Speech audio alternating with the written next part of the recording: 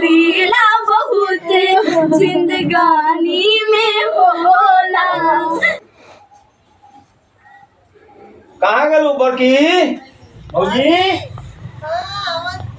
आवा आवा आवा आवा। ला मालिक के भी से सब हिसाब मिल गए। ला घर चलावे से चलावा तू अपन। ला भौजी बढ़िया से घर चलावल चलाई है, तोड़े से मालकिनी हो के चाहिए घर में, हैं? ठीक ना? हम दोनों भाई ठीक से काम करो, बड़की बढ़िया से चलावल घर चला भी दो। तो मान ले वो देखो वो सब पर ध्यान देवो। दीदी हे दीदी दीदी हे दीदी, अरे दीदी उठा। ये काबलू बड़की के गए। अरे भाई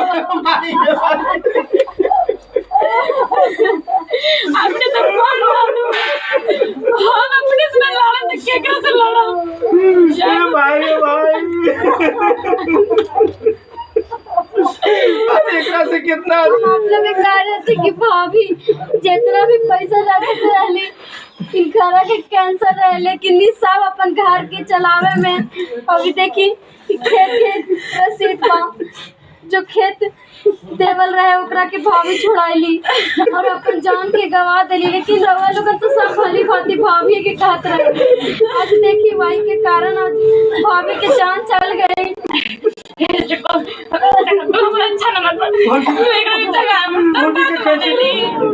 काम क्रोध मतलब अभिमानी में होला, काम क्रोध मतलब अभिमानी में होला।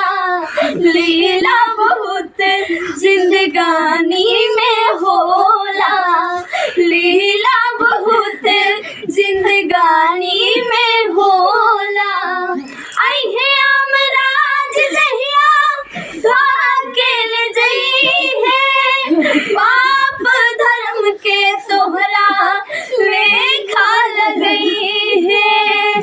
आई है अमराज जहिया भाकेल जई है, पाप धर्म के तोहरा लेखा लगई है।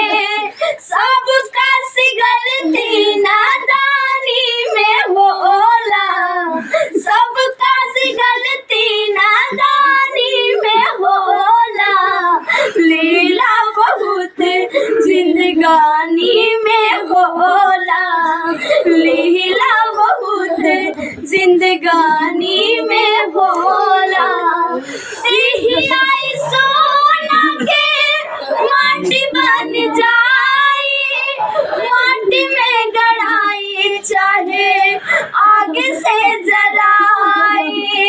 देही आई सोना के माटी बन जाई, माटी में गड़ाई चाहे आगे से जराई।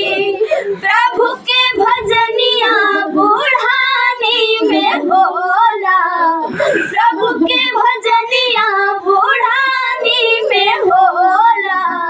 लीला बहुत जिंदगानी में होला, लीला बहुत जिंदगानी में होला।